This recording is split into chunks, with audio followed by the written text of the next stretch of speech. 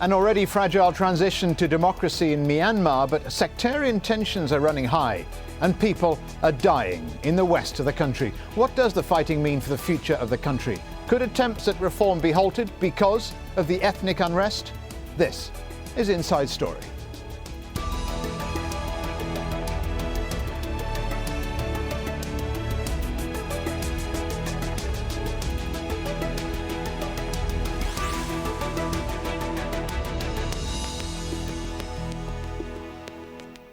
Hello and welcome to Inside Story. I'm Stephen Cole. Myanmar is on a very uneven and a fragile road towards democracy.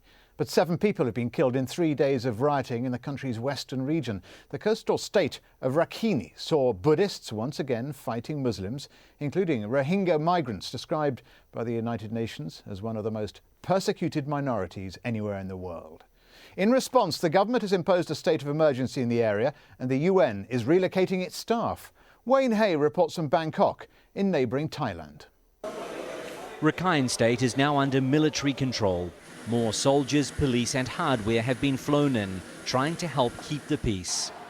The build-up came as President Thein Sein used a televised national address to declare a state of emergency in the northwestern part of Myanmar.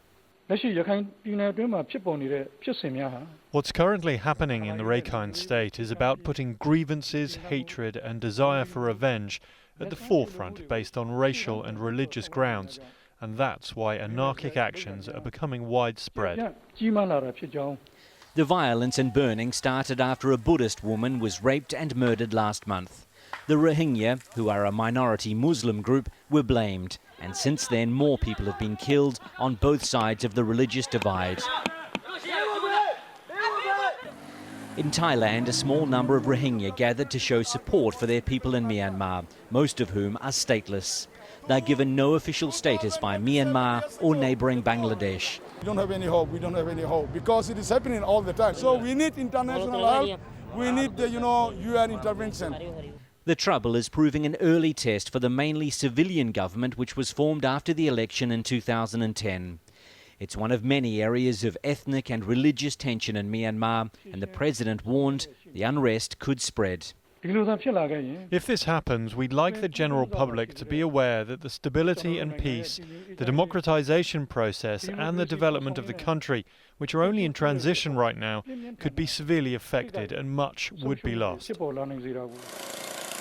Much has already been lost in Rakhine state. Many of those whose homes have been burnt are now sheltering in evacuation centres. Wayne Hay, Al Jazeera, Bangkok. So, what's behind this ethnic tension? Is it religious, Buddhist against Muslim, or is it a case of a minority being persecuted for being stateless? To try and answer those and some other questions, I'm joined by, in London, Nurul Islam, president of the Arakan Rohingya National Organisation. In Bangkok, Nguyen Yint, spokesman and head of foreign affairs at the National League for Democracy. And in Washington, D.C., Waka Udin. He's a Rohingya from Myanmar and Director General of the Arakan Rohingya Union, a group supported by the Organisation of Islamic Conference. But first, to Nguyen Yint.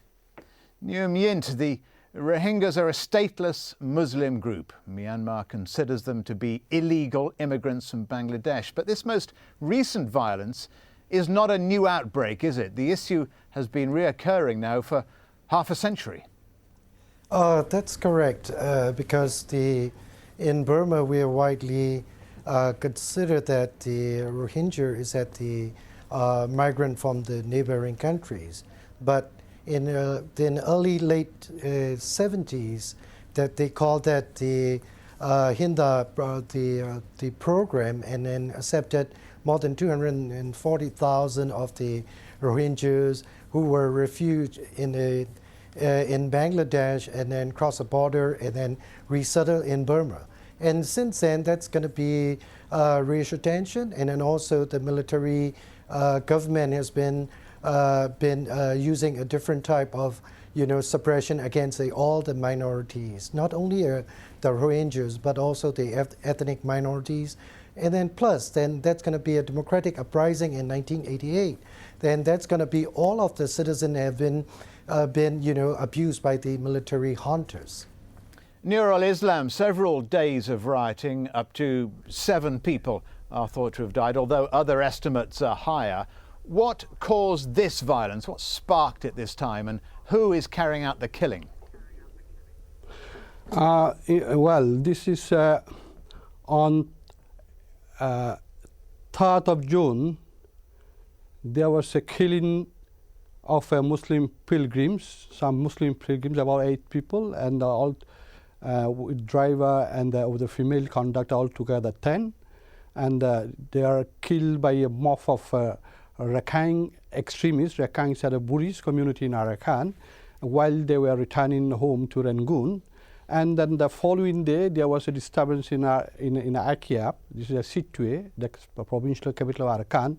And then on 8th of June, this was after Friday prayer, some Muslims tried to have to say prayer for those who were mercilessly murdered. And that time, the security forces obstructed them and fired. And on the spot, 2 people died. And then this is the violence has spread, and this had been a statement issued by with calculation, and the security forces started with the Rakhine extremists. They were rampaging the Muslim villages and killing the Muslims, and then they're firing and opening, setting fire on the Rohingya Muslim houses. So, Nurul, you're saying some extremists are responsible here, but I want to go to Professor Waka Udin. Professor, what's your assessment of the violence? There are, for example, estimates that considerably higher numbers than 7 have been killed. Do you see this as extremism of some kind of mob violence? Yes, it is. I believe that it is extremism of violence incited by racial hatred, and the Rakhine element, ethnic Rakhine element, in collaboration with the local Burmese forces, Lone Teng, who are supposed to provide security, and the local police have collaborated, coordinated. These are all coordinated attacks. Actually, if you could remember, this violence, rioting has been well planned ahead of time.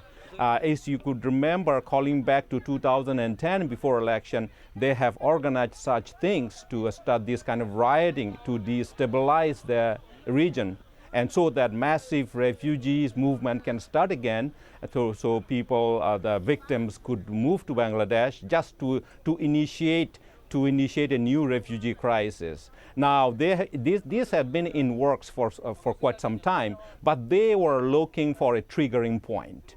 And unfortunately, the triggering point, as Mr. Nurul Islam has indicated, started from the massacre of brutal, gruesome killing of these pilgrims in Tandwe. Professor, are you saying the security forces are deliberately targeting Muslims?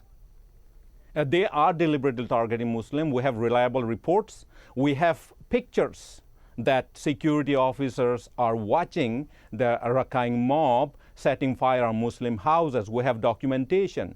And unfortunately, several international media were influenced by Rakhine media, Rakhine staff of these Voice of America and RFA and others, that gave them wrong information. And also this international media, controlled by some Burmese and Rakhine elements, are talking to local Rakhines, not Rohingya.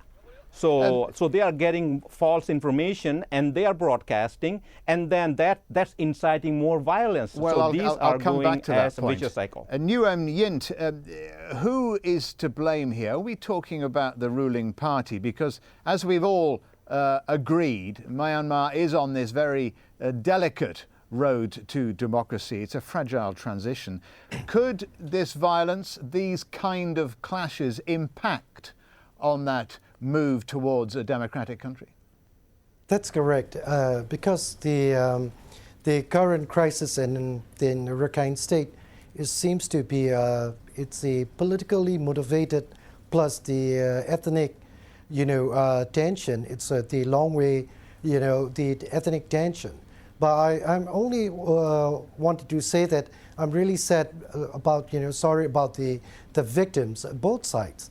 And then not only Rohingyas, and I saw a lot of pictures, and I read a lot of reports saying that the right now that the 16,000 the Rakhine refugees who had no sheltering, different locations, and then I agree that some area the Arakanese are minorities in some area being victimized, and in some area the Rohingya Muslims are being victimized. You must have a very natural sympathy with them. Sir? You must have a very natural sympathy, as coming from, you represent a party that itself has been victimized for many, many years. How can you help their cause in Parliament now that you are part of Parliament?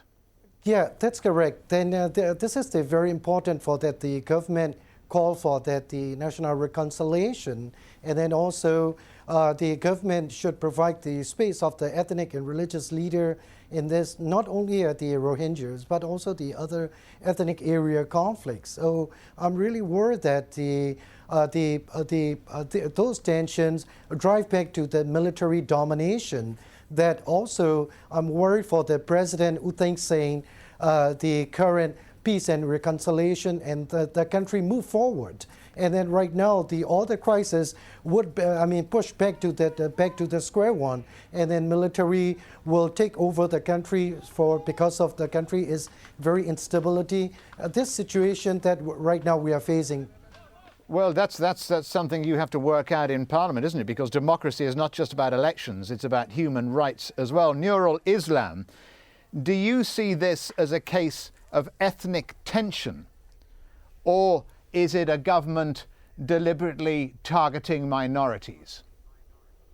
Actually, this is the thing is, first of all, I would like to say that we are not a migrant people. We are not illegal immigrant. But that is for a long time, the government and extremists, even it includes some academics as well, Rakhine academics, they are making anti-Rohingya propaganda, both inside and outside the country, that the Rohingyas are not part of the Burma society and they are illegal immigrants. That is totally false. We are part and parcel of the Burma society. We have got a long history that cannot be denied by anyone. But this, for a long time, they are trying to mechanize the whole So if you've been part of Myanmar for a very long time, answer the question. I mean, are you deliberately being targeted because you're not officially part of any state? We are especially targeted because on grounds of ethnic and religion. So is this, in your words, an ethnic cleansing of some kind? This is exactly. So I agree with this ethnic cleansing. It is ethnic cleansing because about 1.5 million of the Rohingya has already been expelled from the country. They are either expelled or they have had to leave the country to save their lives. These people are mainly living in Bangladesh, Pakistan, Saudi Arabia, and Thailand, Malaysia, and many other places of the world. This is exactly these are the evidence. And on the other hand, what happened? The problem. Started on the 8th, and then today this is the 12th. This is about 10 days. For 10 days, the Rakhine extremists, equipped with lethal weapons and supported by the security forces, they are killing the Rohingya people. And then this is about, by this time about 1,000 people has already been killed. And then in the 14 villages in Akiab city, this city has already been destroyed, and 2,700. This is a great humanitarian crisis. And a humanitarian crisis, well. Professor Waka Udin, is this a humanitarian crisis involving Muslim against Buddhist? Is it religious, or is there more to it? It is both. It is both. It is primarily ethnic cleansing, based on ethnicity and race, but being a Muslim is another factor, as they are xenophobic, and they do not tolerate Islam, and they do not tolerate people of South Asian descent or appearance. It does not have to be, you do not have to be from Bangladesh or India or somewhere else, but if you look like South Asian, they use the name, derogatory name called Kala, and there's a hate coming out from there. And then religion, being Muslim is another thing that adding to that. So it's both ethnic cleansing and the religious persecution. The United Nations believes the only real solution to the Rohingya's plight lies in Myanmar, recognising them as their own. Is that likely, Professor? Yes, United Nations should supervise. Actually, they have proposed, Myanmar government has agreed to have a census, and reportedly in 2014. And this census is going to be critical for Rohingya. They will have to maintain international standard how to do the census, strictly supervised by the international community, with full cooperation by Burmese government. At that point, if international community continue to insert pressure on Burmese government to address these Rohingya human rights and political issues, there is a ray of hope. Without intervention from international community and full cooperation from the Burmese government, there is no hope in this issue. This is going to escalate more and more. This rioting is a fuel in the fire. And as you know, the Rohingya ethnic minority has been under persecution for 50 years. Right. Well, so what I want to move on now to whether or not these clashes are in fact a distraction on that road to democracy, because that's a key point. As we mentioned earlier, Myanmar is seen by many as moving slowly towards this goal. But for a country which has been under military control for 5 decades, the latest clashes could threaten some of those reforms that the president has been introducing since taking office last year, very gently and very slowly.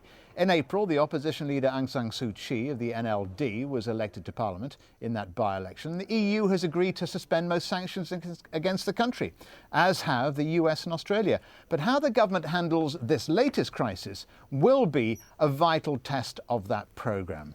So, Nguyen Yin, do you see it as a test?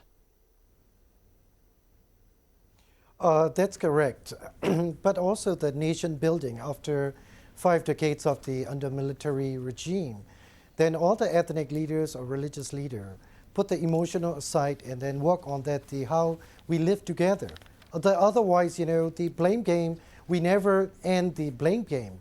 So this is why Aung San Suu Kyi put her emotional aside and then, work with the reality. So that's a very important. And then she was ready to help the president and all the, work with the ethnic leaders and then religious leader, because we're in Burma, we need a peace and stability. And then we cannot, get a solution with only emotion and only a hatred, only a, blame each other. We never end that, the vicious cycle. So we need a peace, and we work on the peace. Thank you. Well, Hillary Clinton said the situation, in her view, underscores the critical need for mutual respect among all ethnic and religious groups. So, Nurul Islam, what are the differences between the ethnic groups? Yes, Burma is the multicultural and multi-ethnic countries. Even the agreed-upon principle of the Burma Union is unity in diversity. On the principle, this unity in diversity means to recognize the difference of one culture, one language, and there should be mutual, to recognize it, and there should be mutual respect. This is the unity in diversity. But in fact, the racism, I should say that systematic racism, is so much interest in Burma that they do not, the majority people, particularly in the Arakan side, the Buddhist community, they don't want to tolerate the Muslim community. Although despite the fact that we have thousands of years of history, they are not going to accept us. They always treat us as unwanted people. And then whatever it may be, the problems of the Rohingya in particular and the Muslim in general started in Burma right from 1962 military takeover. Seriously, I mean. Indeed. But yeah, then Professor, it's a good point, Nurul Islam, but I want to go back to Professor Waka Udin. America too has been watching this rioting and called for an end to violence, as America is invariably doing, but without backup of any kind. Do you think internationalizing this confrontation, this violence, help the people there in any way? Yes, that's a very important question that you have asked. Internationalizing this current situation, crisis in Burma, is the key. The key, I must emphasize. If international community, international media cannot get access to Northern Rakhine State, we will not know, international community will not know the depth and width and extent of this crisis we are facing. And as you know, the Burmese authority, whatever decide in the Naypyidaw up there, on the ground the situation is very different. They are themselves, the forces on the ground are not respecting their own law. That's why there are so much violation despite this imposition of state of emergency. So internationalizing is the key. International community must intervene. As I emphasize, this only hope. That's unlikely, isn't it? Because America isn't going to intervene. It's too sensitive a place. And the European Union thinks the security forces are handling the confrontation well. Catherine Ashton said, "We believe the security forces are handling this difficult intercommunal violence in an appropriate way." So you're not going to get any international help. So it has to be a diplomatic path. And where's that path going to lead to? What I meant international help, I meant intervention through diplomatic means, by engagement with Myanmar government, inserting pressure on Myanmar government, and holding responsible to Myanmar government for this, all what is happening in Rakhine State. Professor, this thank you. afternoon I will be meeting.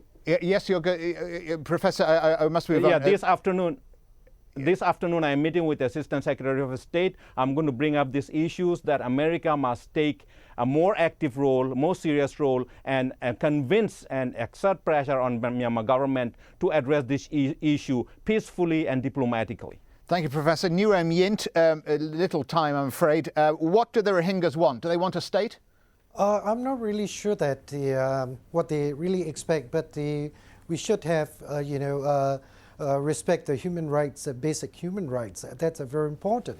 But it's a funny thing is that when before 2010 and so many Rohingyas received the national ID card for the 2010 election, because most of the USDP member of the parliaments from the area of the Rohingyas are because they were elected, because this is the ruling party manipulation in that area as well.